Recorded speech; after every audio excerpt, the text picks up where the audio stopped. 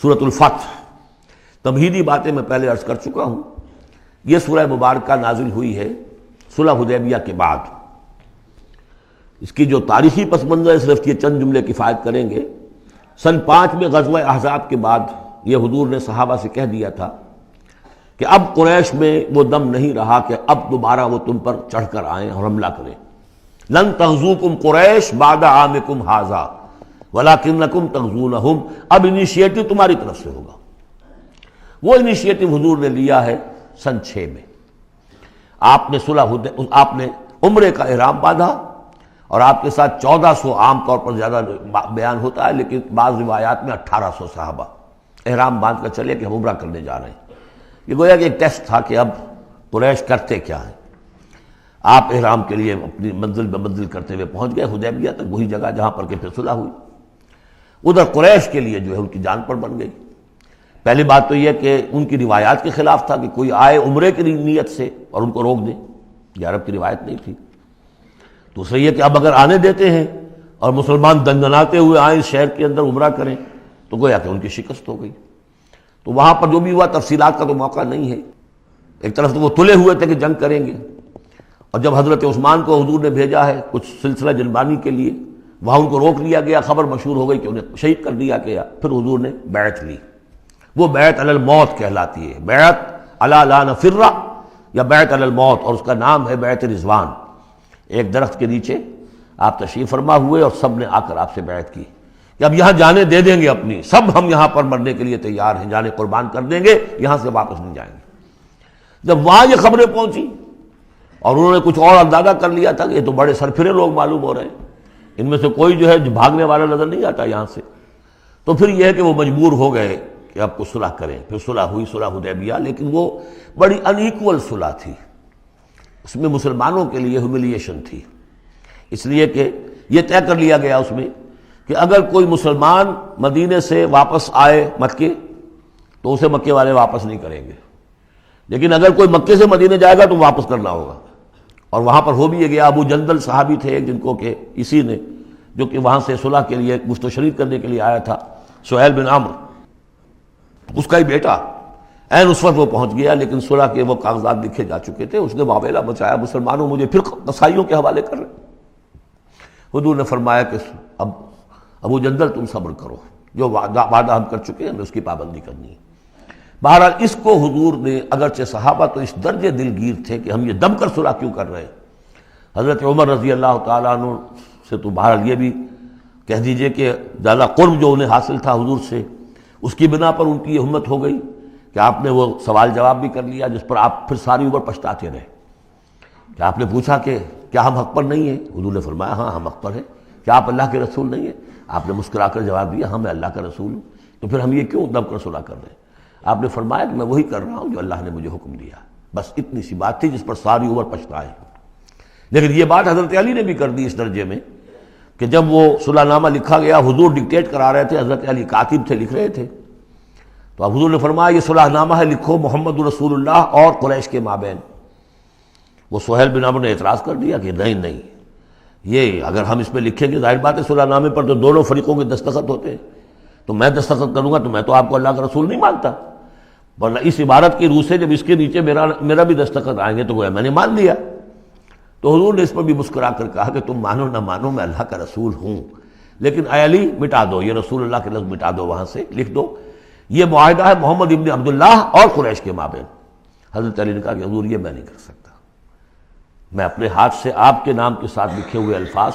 اب دیکھیے اگرچہ حکم تو یہ ہے کہ الامر فوق الادب، لیکن یہ کہ یہ جو بھی کچھ ہوا ہے تو یہ ہوا غیرت دینی، حمیت دینی کی وجہ سے. حضرت علی نے بھی کیا، حضرت عمر نے بھی کیا، دونوں کے طرز عمل میں کوئی فرق نہیں.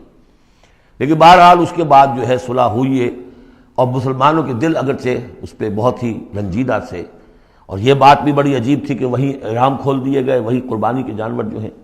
تو اب اس پر جو ہے یہ آیت سورت اتری ہے، اور پہلا لفظ یہ ہے انا فتحنا لک فتحا مبینا. مسلمانوں کی دلجوئی کے لیے کہ تم جسے سمجھ رہے ہو کہ دب کر صلح کی ہے، حقیقت حال کے اعتبار سے تو اے محمد ہم نے آپ کو بڑی روشن فتح عطا فرمائی. آج ہم اسے انٹرپریٹ کر سکتے ہیں روشن فتح کس اعتبار سے کہ ٹریٹی کے معنی یہ ہے کہ مصالحت کی صلح ہوتی ہے دو فریقوں کے درمیان جو ایک دوسرے کو ریکگنائز کریں. اس کا مطلب یہ ہے کہ قریش نے ریکگنائز کر لیا that Muhammad is a power to reckon with, اور یہ بہت بڑی بات ہے. قریش نے تسلیم کیا، اور تسلیم کرنا جو ہے یہ اللہ تعالیٰ کی طرف سے فتح عظیم ہے. انا فتحنا لک فتحا مبینا لیغفر لک اللہ ما تقدم من ذنبک وما تاخر. اب دیکھیے ذنب کا لفظ یہاں پہ دوبارہ آ گیا تاکہ اللہ تعالیٰ بخش دے آپ کو جو پچھلے ہوئی آپ کی کوئی کوتاہیاں یا گناہ یا جو بعد میں ہوئی. وَيُتِمَّ نِعْمَتَهُ، جو پیچھے رہے گناہ ان کو بھی بخش دے. وَيُتِمَّ نِعْمَتَهُ عَلَيْكَ، اور تاکہ اللہ تعالیٰ اپنی نعمت کا اتمام فرما دے آپ پر. وَيَهْدِيَكَ صِرَاطًا مُسْتَقِيمًا، اور آپ کو ہدایت دے سیدھے راہ کی طرف. اب یہ ہے پھر ایک اشکال پیدا ہوتا ہے کہ حضور صلی اللہ علیہ وسلم تو پہلے ہی سیدھی راہ پر ہیں، پھر یہ کہ تمام اہل ایمان حضور کے ساتھ سیدھی راہ پر چلے آ رہے ہیں، اور سیدھی راہ پر چلتے ہوئے اب اہل ایمان کو بھی، حضرت ابوبکر کو بھی آپ کے ساتھ چلتے ہوئے کتنے برس ہو گئے؟ 18 برس ہو گئے. تو اب ان کے معنی کیا ہو گئے؟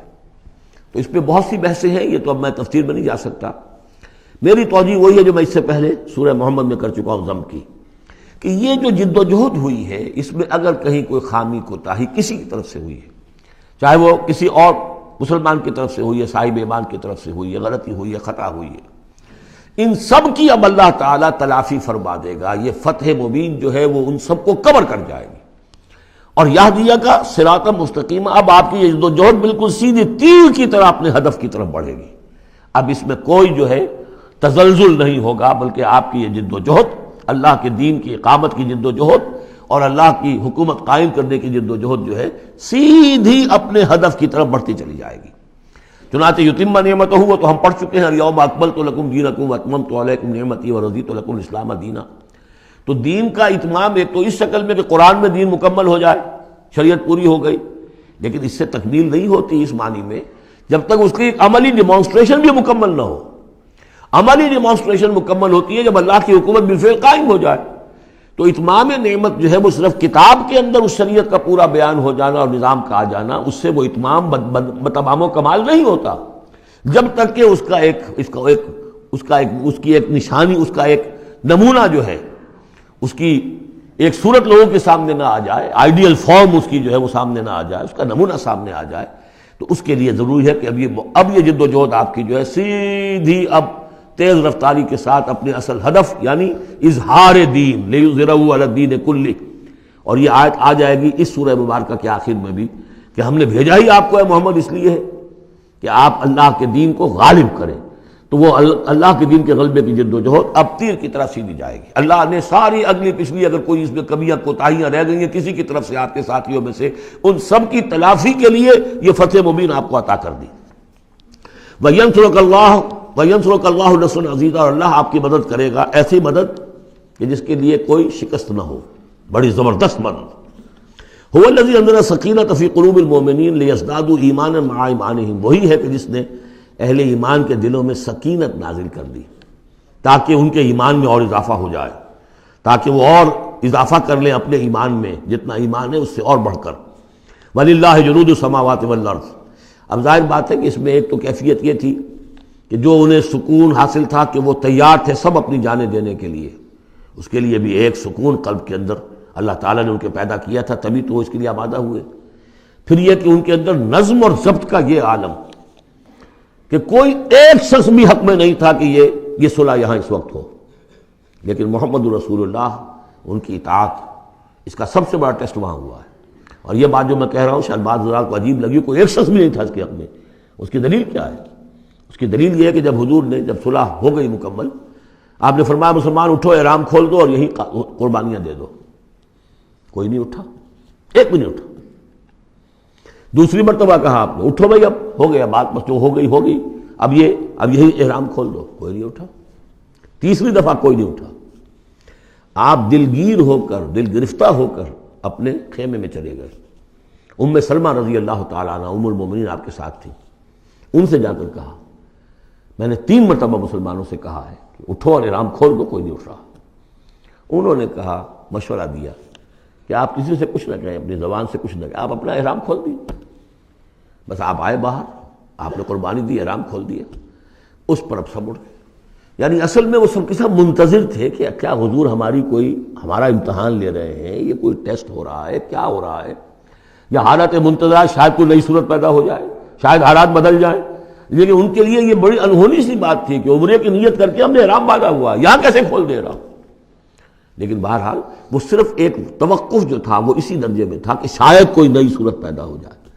لیکن اس سے ظاہر ہو رہا ہے کہ سب کے دل جو ہیں وہ اس صلح کے حق میں نہیں تھے، وہ تو چاہ رہے تھے کہ اب ہمیں موقع ملے اور ہم یہاں جنگ ہو اور اللہ کے دین کو ہم غالب کریں۔ هو الذی انزل السکینۃ فی قلوب المؤمنین لیزدادوا ایمانا مع ایمانہم وللہ جنود السماوات والارض، اور تمام آسمانوں اور زمین کے لشکر تو اللہ ہی کے ہیں۔ وکان اللہ علیما حکیما، اللہ سب کو جاننے والا اور کمال حکمت والا ہے۔ لیدخل المؤمنین والمؤمنات جنات تجری من تحتها الانہار خالدین فیہا، تاکہ وہ داخل کرے اہل ایمان مردوں اور عورتوں کو ان باغات میں جن کے دامن میں ندیاں بہتی ہوں گی، جن میں وہ ہمیشہ ہمیشہ رہیں گے۔ ویکفر عنہم سیئاتہم، اور دور کر دے ان سے ان کی برائیوں کو۔ وکان ذلک عند اللہ فوزا عظیما، اور یقیناً یہی شے ہے اللہ کے نزدیک بڑی کامیابی ہے۔ وَيُعَذِّبُ الْمُنَافِقِينَ وَالْمُنَافِقَاتِ وَالْمُشْرِكِينَ وَالْمُشْرِكَاتِ الظَّانِّينَ بِاللَّهِ ظَنَّ السَّوْءِ، یہ الفاظ بہت مشابہ ہیں سورہ احزاب کی آخری آیات کے، اور سورہ احزاب جو ہے آپ کو معلوم ہے سن 5 میں نازل ہوئی اور یہ سن 6 میں نازل ہو رہی ہے، تو زمانہ جو ہے قریب کا ہے۔ اور اللہ سزا دے اور عذاب دے منافق مردوں اور منافق عورتوں کو، اور مشرک مردوں اور مشرک عورتوں کو، کہ جو اللہ کے بارے میں بہت برے گمان رکھتے ہیں۔ علیہم دائرۃ السوء، اصل میں تو ان کے اوپر ہے مسلط برائی کا دائرہ۔ وغضب اللہ علیہم، اور اللہ غضبناک ہوا ہے ان پر۔ ولعنہم، اللہ نے ان پر لعنت فرمائی ہے۔ وعد لہم جہنم، اور ان کے لیے تیار کیا ہوا جہنم کو، وساعت مصیرا، اور وہ بہت بری جگہ ہے لوٹنے کی۔ وللہ جنود السماوات والارض، آسمانوں اور زمین کے لشکر کل کے کل اللہ ہی کے اختیار میں ہیں۔ وکان اللہ عزیزا حکیما، اللہ زبردست ہے اور حکیم ہے۔ پہلے آیا تھا علیما حکیما، اب عزیزا حکیما۔